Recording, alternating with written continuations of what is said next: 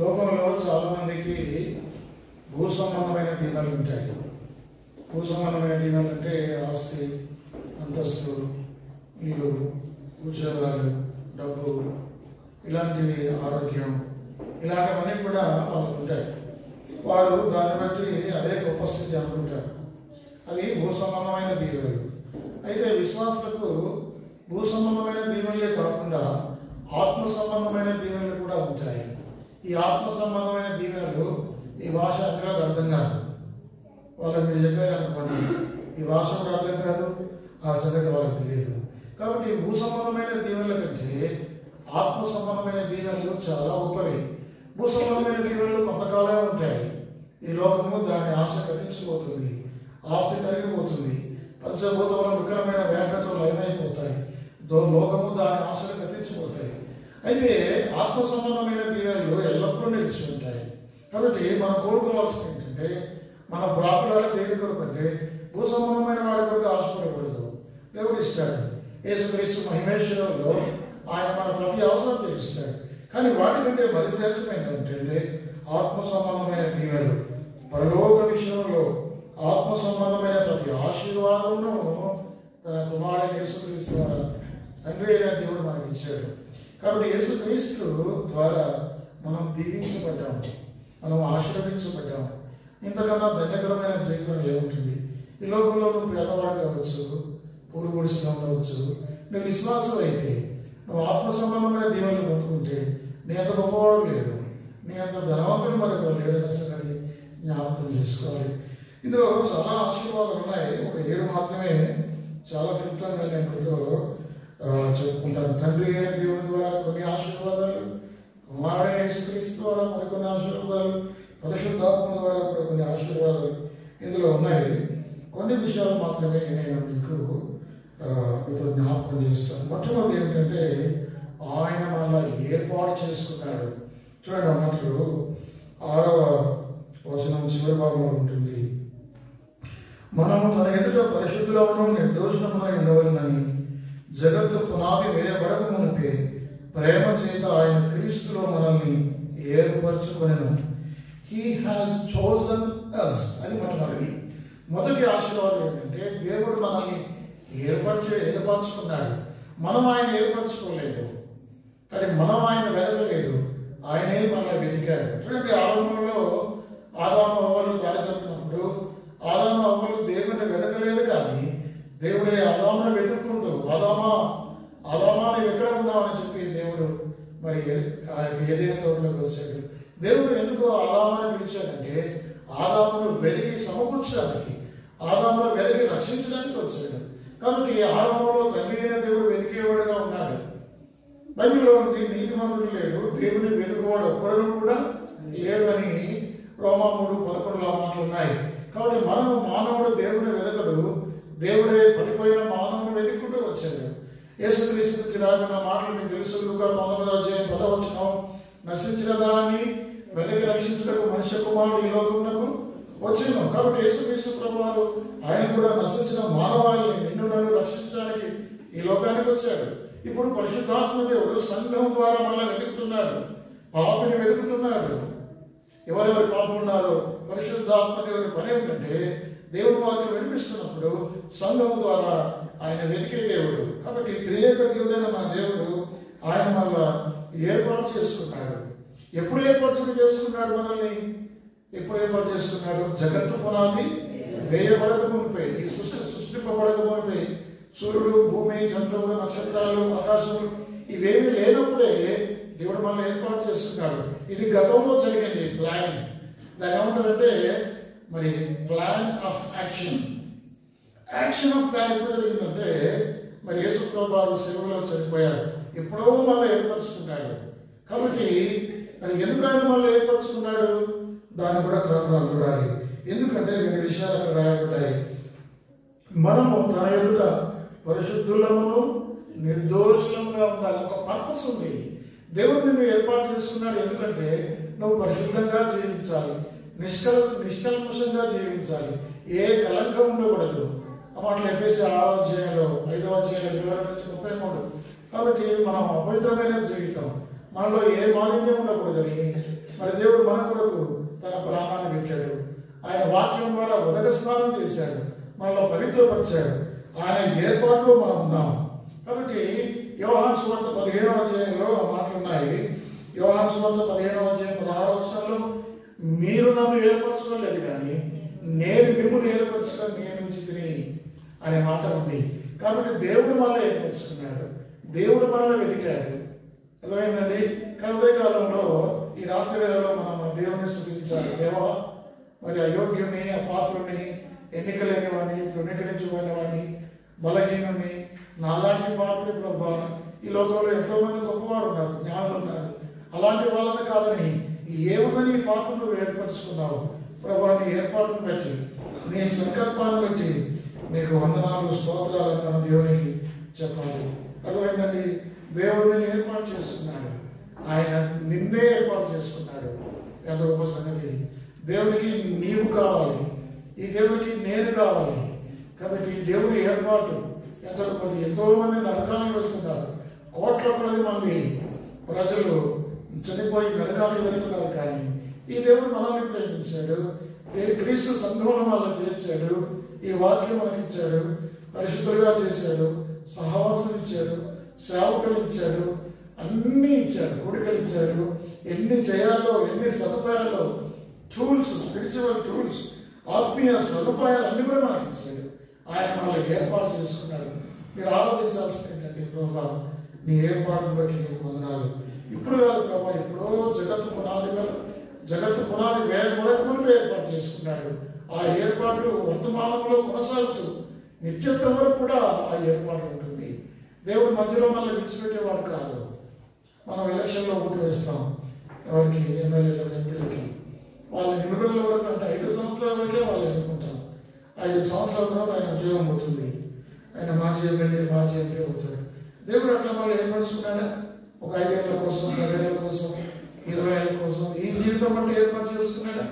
కాదు. నిత్యత్వం, యుగాలు, సదాకాలం ఆయన మహిమలో ఆయనతో ఉండాలి. ఆయన ఏర్పాటు, ఆయన సంకల్పం ఎంత గొప్పది. కాబట్టి ఉదయకాలంలో లేకపోతే సమయంలో ఆయన మీరు ఆరాధించాలి. కాబట్టి మనం ఏర్పరచుకున్నందుకు నీకు వందనాలు.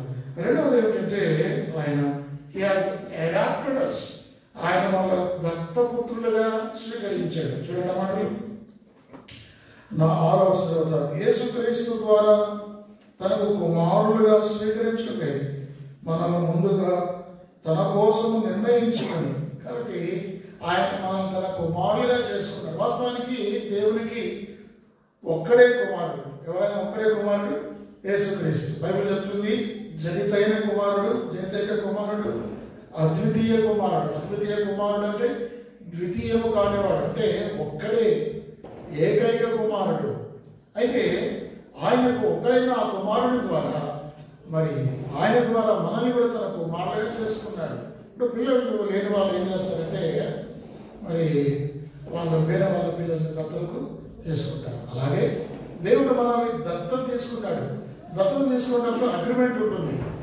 దత్తత తీసుకున్నప్పుడు కొంత డబ్బు చెల్లించాలి, వెల చెల్లించాలి. కాబట్టి దేవుడు యేసుప్రభువు ద్వారా మనకు కుమారుడుగా స్వీకరించాడు, గొప్ప వెల చెల్లించాడు. మనం దత్తపుత్రులు ఇప్పుడు. కాబట్టి యేసుప్రభువు జ్యేష్ఠుడు, ఆయన తదనంతరం మనమందరం కూడా కుమారులు, కుమార్తెలం. కాబట్టి ఒకప్పుడు మనకి దేవుడు దూరస్తులం, మనం అన్యజనులో. కాబట్టి మునుపు దూరస్తులైన మీరు ఇప్పుడు యేసుక్రీస్తు రక్తం వలన సమీపస్తులు అయ్యారు. కాబట్టి ఆయన దత్తపుత్రులుగా చేయబడ్డాం. చూడండి, దాసులు పేదవాళ్ళు. ఒక ఇంట్లో దాసులు పనిచేస్తాడు, పని చేసేంత వరకే వాళ్ళకి జీతం ఉంటుంది. వాడు ఎంత చేసినా, ఎంత చాకరీ చేసినా చేసిన డబ్బు లేకపోతే లేదు, వాడు పేదవాడిగానే ఉంటాడు. అదే కుమారుడు అయితే, కుమారుడు ఆస్తికి వారసుడు, కుమారుడు ధనవంతుడు. మనం దాసులం కాదు, ఇప్పుడు కుమారులం. ఆయన కుమారులుగా, కుమార్తెలుగా చేయబడ్డాం. తను ఎందరూ అంగీకరించడు అనగా తన నామమునందు విశ్వాసం ఉంచిన వారందరికీ దేవుని పిల్లలకు ఆయన అధికారం అనుగ్రహించను. ఆయన విశ్వాసం ఉంచడం ద్వారా ఆయన పిల్లలుగా మనం చేయబడ్డాం. ఇప్పుడు ఎవరో తెలుసా? సర్వలోకాన్ని సృష్టించిన ఈ గొప్ప దేవుడి కుమారుని, కుమార్తె ఎంత ఆనందం. నేను ప్రధానమంత్రి కుమారుడు ఎంత గర్వపడతాడు. ఒక ముఖ్యమంత్రి కుమారుడు, ఈ రాష్ట్రానికి ముఖ్యమంత్రి కుమారుడు నేను, కుమార్తె నేను అని అనుకుంటారు. కానీ సాక్షాత్తు దేవదేవుని కుమారులమే, కుమార్తెలమే మనం ఎంత ఆశ్చర్యపడాలి, ఎంత ఆనందించాలి. కాబట్టి దేవుడు నిన్ను దాసులమైన మనల్ని, పాపులమైన మనల్ని, బలహీనమైన మనల్ని, శత్రువులమైన మనల్ని దేవుడు తన పిల్లలుగా మనం చేసుకున్నాడు. చూడండి, రోమీయులకు రాసిన పత్రిక 8వ అధ్యాయం, ఇది కూడా మనం ఇప్పుడు చదివే మాటలు. రోమా 8వ అధ్యాయం 17వ వచనం. రోమా 8, మనం పిల్లలమైతే వారసులము అనగా మనము పిల్లలమైతే వారసులము. పిల్లలమైతే వారసులం అంటే మనం పిల్లలమయ్యామా? మనం పిల్లలమే, ఆయన పిల్లలమే. మన పిల్లలమని ఎలా తెలుస్తుంది? ఎలా తెలుస్తుంటే మనలో ఉన్న పరిశుద్ధాత్మ దేవుడు మనకు చెప్తాడు. ఏమని చెప్తాడు తెలుసా? పరిశుద్ధాత్మ దేవుడు, నువ్వేమి భయపడకు, నువ్వు రక్షించబడలేదేమో అని ఆందోళన పడుతున్నావు కదా, నువ్వు చనిపోతే నరకానికి వెళ్తావు అనుకుంటున్నావు కదా.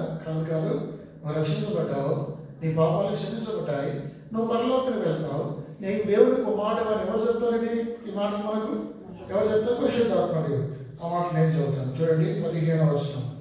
ఏదైనా మళ్ళా భయపడకు, మీరు దాసుపు ఆత్మను పొందలేదు కానీ దత్తపుత్రాత్మను పొందితే ఆ ఆత్మ కలిగిన వారమై మనము అబ్బా తండ్రి అని మొదలుపెడుచున్నాము. మనము దేవుని పిల్లలమని ఆత్మ తానే మన ఆత్మతో కూడా సాక్ష్యం ఇచ్చింది. ముమ్మాడికి నువ్వు దేవుని పిల్లవే, కుమారుడవే, కుమార్తెవే, దేవుని కుటుంబంలో చేర్చాం. మనం ప్రార్థన చేస్తాం. ఎవరు ప్రార్థన చేస్తాం? వినండి, నవ్వద్దు. పరలోకమందున మా తండ్రి అని ప్రార్థన చేస్తాం. పరలోకమందున మా తండ్రి అని అర్థమైంది అంటే మనందరం ఆయన పిల్లలు, మన సహోదరులం, ఆయన పిల్లలు. మనం దత్తపుత్రులుగా ఆయన మళ్ళీ చేసుకున్నాడు. ఆయన స్వాస్థ్యానికి మళ్ళీ వారసులుగా చేశాడు. గలతీయులకు రాసిన పత్రిక 4వ అధ్యాయం, గలతీయులకు రాసిన పత్రిక 4వ అధ్యాయం 6-7 వచనాలు. మరియు మీరు కుమారులైనందున నాయన తండ్రి అని మొరపెట్టుతున్న కుమారుని ఆత్మను దేవుడు మన హృదయంలోనికి పంపిను. కాబట్టి ఇంకా దాసులు కావు, కుమారుడవైతే దేవుని ద్వారా వారసులు. ఇప్పుడు చెప్పండి, మీరు దాసులా కుమారులా? కుమారులా?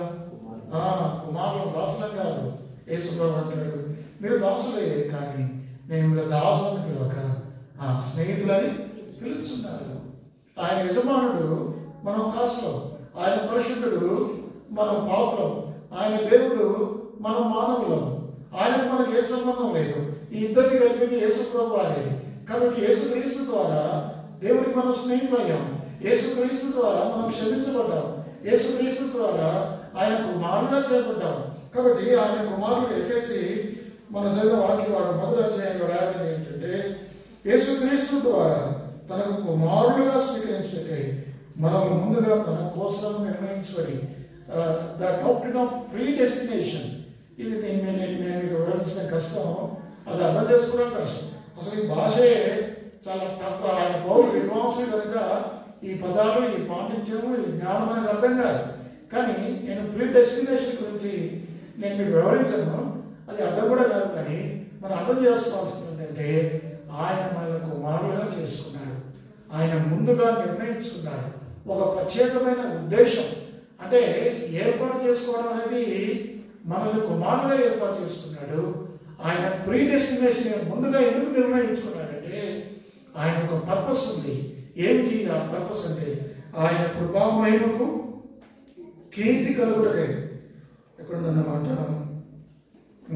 6వ వచనం. ఎట్లనగా తన ప్రేమను తాను ఉచితముగా మనకు అనుగ్రహించిన తన కృపామహిమకు కీర్తి కలిగినట్లు తన చిత్త ప్రకారమైన దయాసంకల్పము చొప్పున దేవునికి మహిమ రావడం కొరకట దేవుడు ముందుగా మనల్ని నిర్ణయించుకున్నాడు. దేవుడు ముందుగా మనల్ని ఏర్పాటు చేసుకున్నాడు. కాబట్టి రెండవది ఏంటంటే, ఆశీర్వాదం ఏంటంటే, ఆయన మళ్ళా అంగీకరించాడు. ఏమన్నా ఆయన మన కుమారులుగా చేసుకున్నాడు. మూడవది ఏంటంటే, ఆయన యేసుక్రీస్తు ద్వారా మళ్ళా అంగీకరించాడు. He has accepted us. ఒకవేళ అంగీకరించడం అంటే దీన్ని ఎట్లా అర్థం చేసుకోవాలి?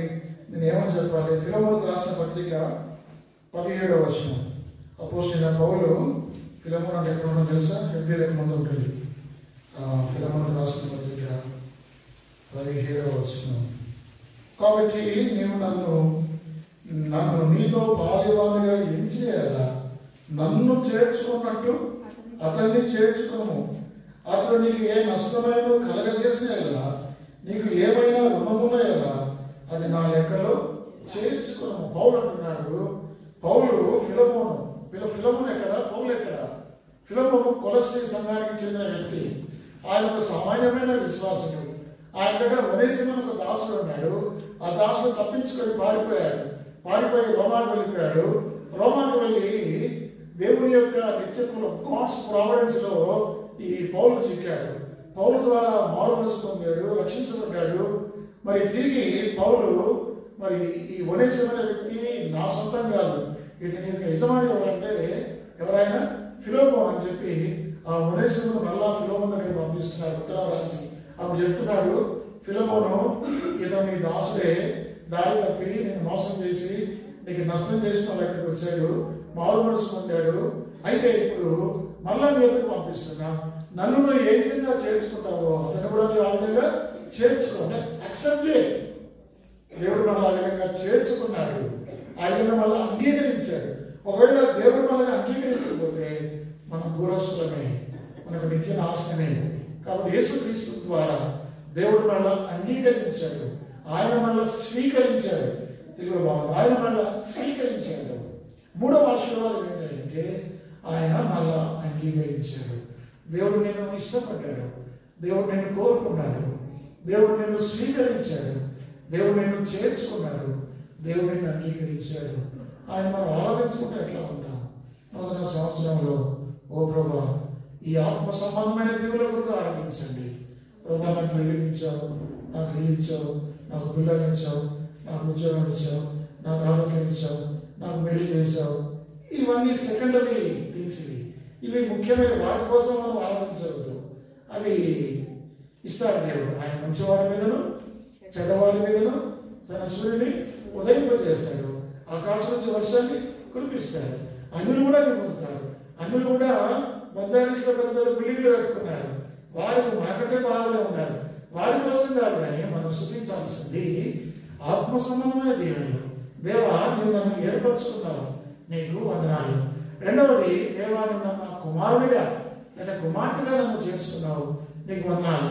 ప్రభా, నువ్వు నన్ను అంగీకరించావు నాయన. నీవు అంగీకరించకపోతే, నీకు ఇష్టపడకపోతే, నువ్వు నన్ను వద్దంటే నేను ఏమైపోయేవాడిని, నేను నరకానికి వెళ్ళేవాడిని కదా ప్రభా. నీవు నన్ను చేర్చుకున్నావు నాయన, నీకు వందనాలు. అది మూడవది. నాలుగవ ఆశీర్వాదం, నాలుగవ దీవెన చూడండి. 7వ వచనం చదువుతాను. ఎఫెసీయులకు రాసిన పత్రిక 1వ అధ్యాయం 7వ వచనం. దేవుని కృపా మహేశ్వరమును బట్టి ఆ ప్రియులందు ఆయన రక్తం వలన మనకు విమోచనము. ఆ విమోచనము, హీ హాస్ రిడీమ్డ్ us. ఆయన మళ్ళా విమోచించాడు. విమోచించడం అంటే అర్థం ఏమిటంటే వెలపెట్టి చెల్లించడం. To redeem means to purchase and set free buy paying A price.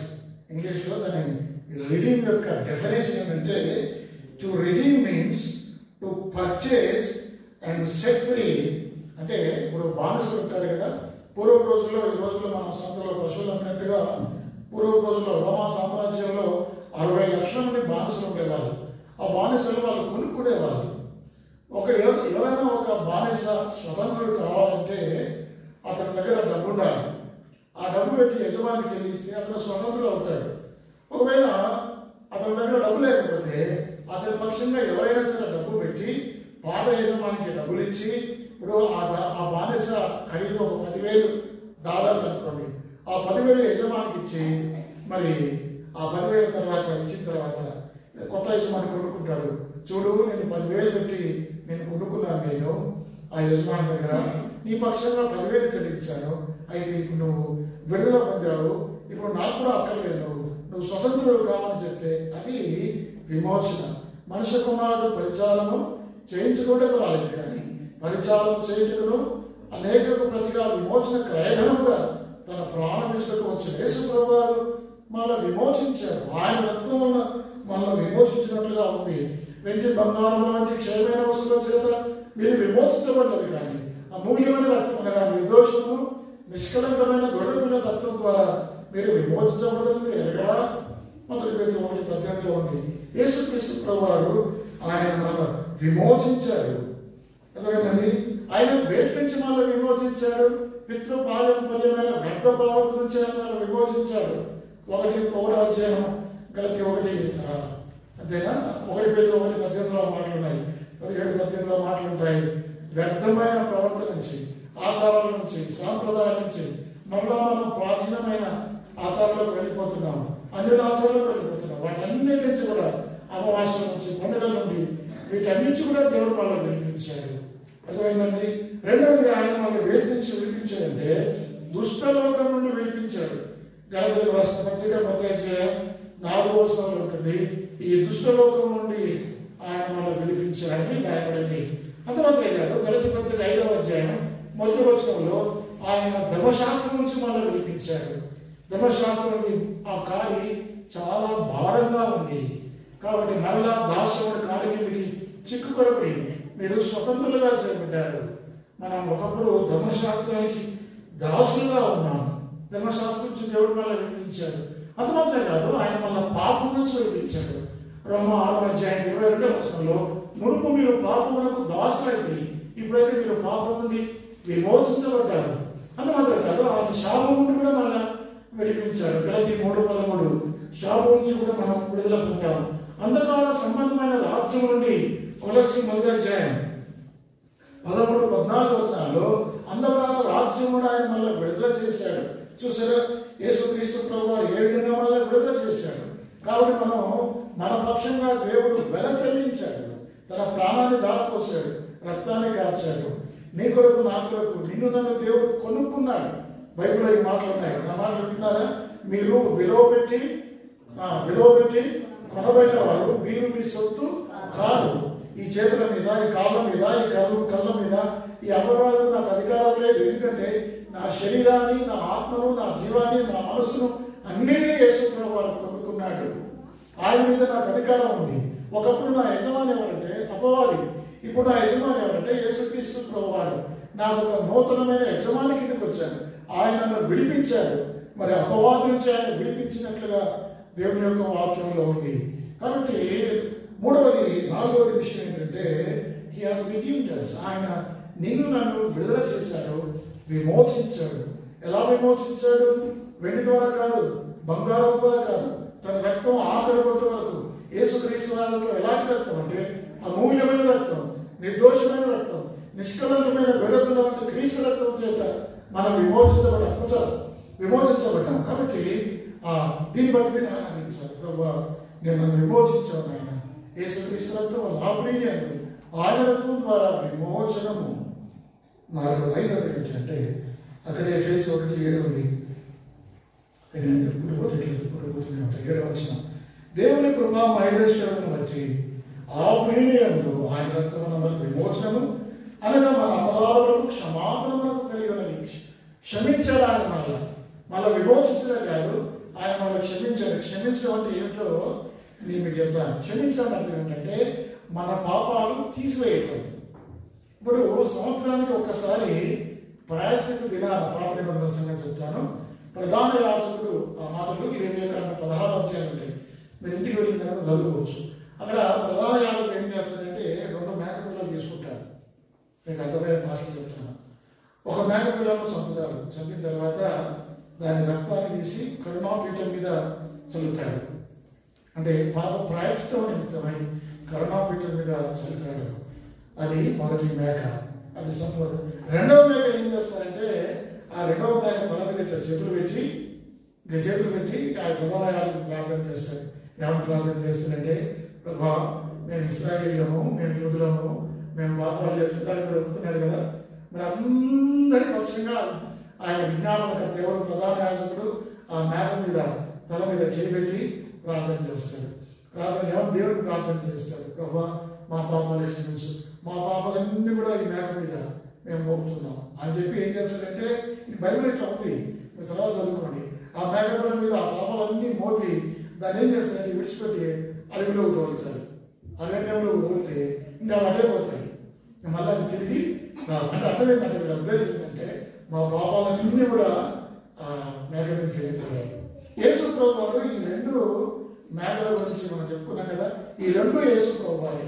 మొదటి మేక పిల్లలు ఏ విధంగా చంపి కరుణాపీఠం మీద ఆ గొర్రెపిల్ల రక్తాన్ని, ఆ మేకపిల్ల రక్తాన్ని ప్రోక్షించాడు. యేసు ప్రభువారు ఇదిగో చెప్పండి, లోక పాపమును మోసుకుని దేవుని గొర్రెపిల్ల. కాబట్టి దేవుని గొర్రెపిల్లగా ఆయన బలి అయ్యాడు, ఆయన రక్తము గార్చాడు. మొదటి గొర్రెపిల్ల ఏ విధంగా చంపబడి రక్తము చిందించబడిందో యేసుక్రీస్తు వారు రక్తం మన కొరకు చిందించాడు. ఆయన రక్తం ఆ పవిత్రమైన రక్తం. యేసు రక్తం ప్రతి పాపం నుండి మనల్ని పవిత్రంగా చేయను. అర్థమైందండి? అది మొదటి విషయం. ఇక రెండో విషయం ఏంటంటే, రెండవ మేకపిల్ల ఏం చేసిందంటే it's take away our sins అనమాట. అంటే యేసు ప్రభువారు అన్నమాట. చూడండి 103వ కీర్తన ఉదయం కూడా సహోదరుడు అన్నమాట జ్ఞాపకం చేశాడు. 103వ కీర్తన 12వ వచనం. పడమటికి తూర్పుకి ఎంత దూరమో ఆయన మన అతిక్రమం మనకు అంత. అంటే ఆ మేకపిల్ల అరణ్యంలో తను పంపిస్తాడు. అది ఎన్నడికి కలవదు, అది ఎన్నడికి తిరిగి రానే రాదు. యేసుక్రీస్తు ప్రభువారు ఆయన శిలువను మోసాడు, మన పాపాలు ఆయన మోసుకున్నాడు. ఆ ఇశ్రాయేలు పాపాలు ఆ మేకపిల్ల మీద మోపబడి ఏ విధంగా ఆ మేకపిల్ల ఇశ్రాయేలు పాపాలు మోసుకుని వెళ్ళిపోయిందో యేసుక్రీస్తు ప్రభువారు శిలువలో మోసాడు. నా పాపాలు ఆయన తీసుకున్నాడు. నీ కొరకు నా కొరకు ఆయన పాపముగా చేయబడ్డాడు. పాపం మెరగదు, ఆయన మన కొరకు పాపముగా చేసేదని వాక్యం ఉంది. కాబట్టి ఈ 2 మేకపిల్లలు కూడా యేసు ప్రభువారే. ఒక చంపబడిన మేకపిల్ల యేసు ప్రభువారి గుర్తుగా ఉంది. ఆయన శిలువలో చంపబడ్డాడు, ఆయన ఘోరమైన శిలువను పొందాడు, అర్చికేగా వేశాడు. తండ్రి నా ఆత్మకి అప్పగించుకుని అన్నాడు, తన ప్రాణాన్ని విడిచాడు. రెండవది ఆయన మన పాపాలు మోసుకున్నాడు. పడమటికి తూర్పుకి ఎంత దూరమో ఆయన మన పాపాలు మనకు అంత దూరపరుచున్నాడు. కనుక మరి ఇది క్షమించడం అంటే చేయకవే. ఇప్పుడు చేయకవే చాలా ఉన్నాయి కదా, ఈ పారాడైజ్ దగ్గర వాళ్ళ దగ్గర ఉంటారు. చేయకవే అనమాట అంటే బిర్యానీ తీసుకొని పోటీ అని అర్థం. అట్లాగే బిర్యానీ తీసుకొని పోవటం కాదు. ఏం తీసుకొని పోయాడు యేసు ప్రభువారు? ఏం తీసుకొని పోయాడు? పాపాలు తీసుకొని పోయాడు. He has taken away our sins. చూసారా, యేసు ప్రభువారు నా పాపాలను క్షమించాడు. ఉదయంగా మనం చదివాం ఎఫెసీ 4:32. ఏమని చదవండి? క్రీస్తునందు దేవుడు మిమ్మల్ని క్షమించిన ప్రకారం. క్రీస్తునందు దేవుడు మిమ్మల్ని క్షమించిన ప్రకారం దేవుడు మనల్ని క్షమించాడు. ఎవరిని బట్టి? నిన్ను బట్టా, నన్ను బట్టా కాదు. ఎవరిని బట్టి? తన కుమారుడైన యేసుక్రీస్తుని బట్టి. యేసుక్రీస్తు ద్వారా, యేసుక్రీస్తు త్యాగము, యేసుక్రీస్తు సమర్పణ, యేసుక్రీస్తు వారి బలియాగం ద్వారా నీవు నేను క్షమించబడ్డాము. క్షమాపణ ఎంత గొప్పది, క్షమించబడడం ఎంత ధన్యులు. ఆ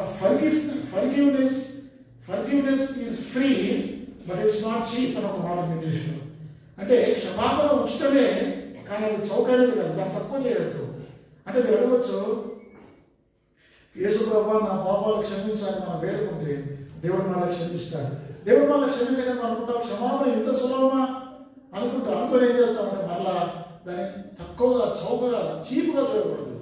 forgiveness is free but it's not cheap. ఎందుకు చీప్ కాదంటే దాని వెనక వెల ఉంది.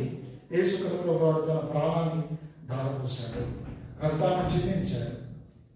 మా మాటికి బయటకు వెళ్ళకండి, బయట బాగా చదివింది, మీరు లోపల వెచ్చకుంటుంది. అత్యవసరం అయితే బాత్రూమ్స్ కూడా లోపలే ఉంటాయి, బయటికి వెళ్ళి ముచ్చట్లు పెట్టి వచ్చేయకండి. ఇప్పుడు ఎన్ని చూసుకున్నాం మనం? ఎన్ని ఆశీర్వాదాలు?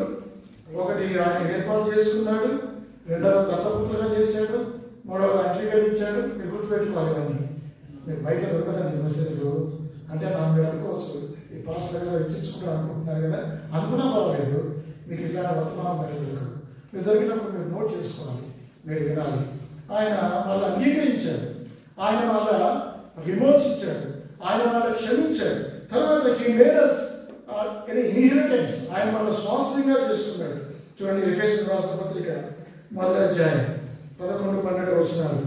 మరియు క్రీస్తును ముందుగా నిరీక్షించిన మనము తన మహిమకు కీర్తి కలగజేయాలని దేవుడు తన చిత్త ప్రకారమైన సంకల్పం బట్టి మనల్ని ముందుగా నిర్ణయించి ఆయన యందు స్వాస్థ్యముగా ఏర్పరచుకున్నాడు. ఫుట్నోట్లో ఉంది, ఆయన మనకు స్వాస్థ్యము అనుగ్రహించడం ఉంది. కాబట్టి దేవుడు మనకు ఒక స్వాస్థ్యం ఇచ్చాడు. ఏమిటి స్వాస్థ్యం? వెండి బంగారం కాదు.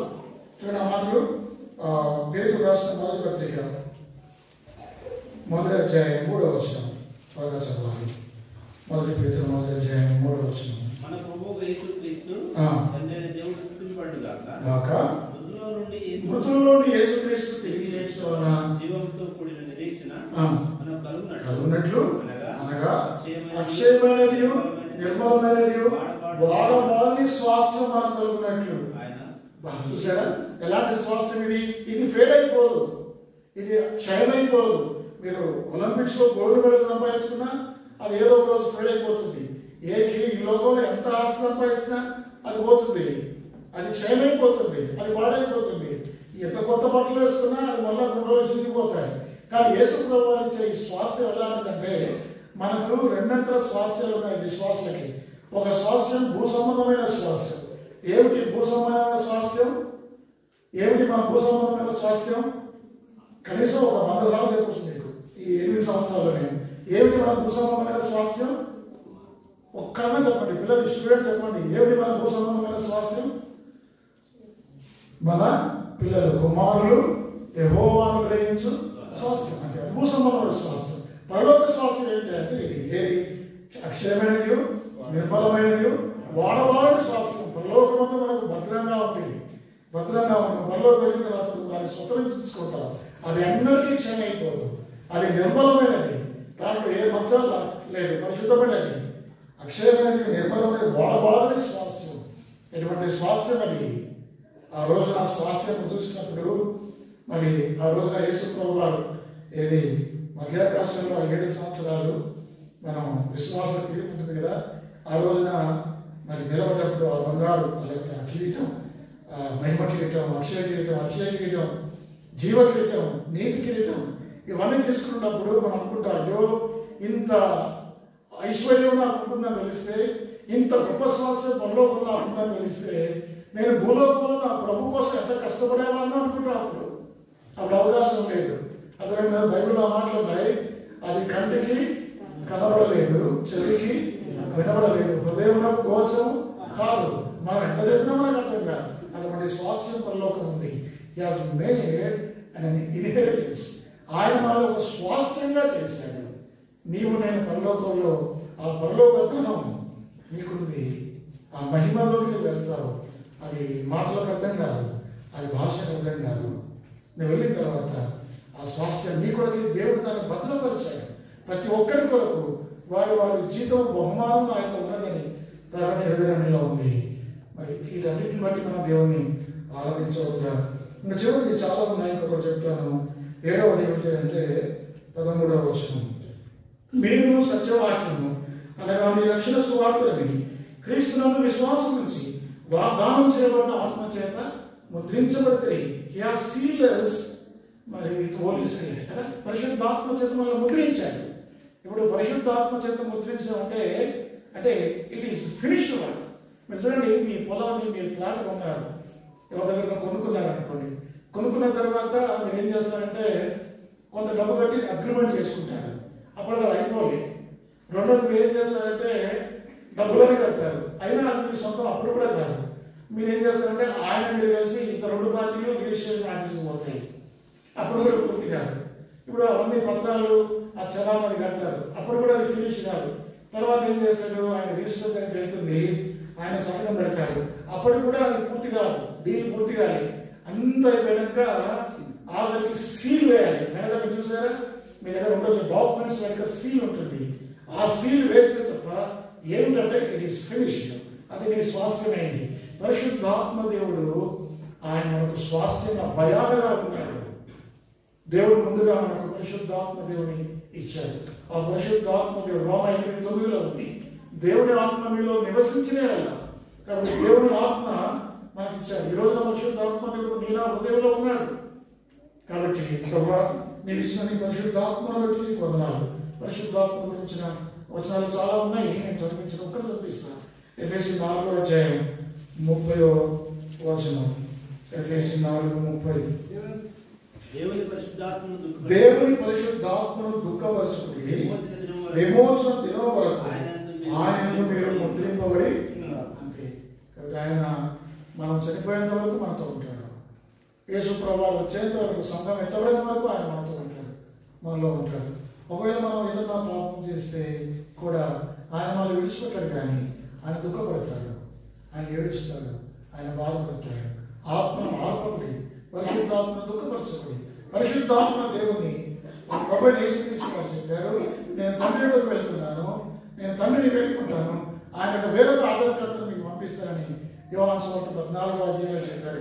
కాబట్టి 7 ఆశీర్వాదాలు నేను ముగిస్తాను. మొట్టమొదటి ఏంటి అంటే ఆయన వల్ల ఏర్పరచుకున్నాడు. రెండవది ఆయన మనల్ని దత్తపుత్రులుగా చేసుకున్నాడు. మూడవది ఆయన అంగీకరించాడు. నాలుగవది ఆయన విమోచించాడు. ఐదవది ఆయన మనల్ని క్షమించాడు. ఆరవది ఆయన మనకు స్వాస్థ్యము అనుగ్రహించాడు. ఏడవది ఆయన పరిశుద్ధాత్మ దేవుని మనకు అనుగ్రహించాడు. మీరు ఎవరైనా అన్యుల దగ్గరికి వెళ్ళి మాటలు చెప్పండి, వాడికి అర్థం కాదు. ఇది విశ్వాసానికి అర్థమయ్యే భాష. కాబట్టి విశ్వాసమైన నీవు నేను ఎంత ధన్యులు. మరి ఆ మాట చదివి ముగించుకుందాం, అందరం కలిసి చదువుకుందాం. ఎఫెసీ 1వ అధ్యాయం 3వ వచనం. ఎఫెసీ 1:3. మన ప్రభువైన ఆయన క్రీస్తునందు పరలోక విషయంలో ఆత్మ సంబంధమైన ప్రతి ఆశీర్వాదం మనకు అనుగ్రహించిన దేవుడి వాక్యమును దీవించిన గాక.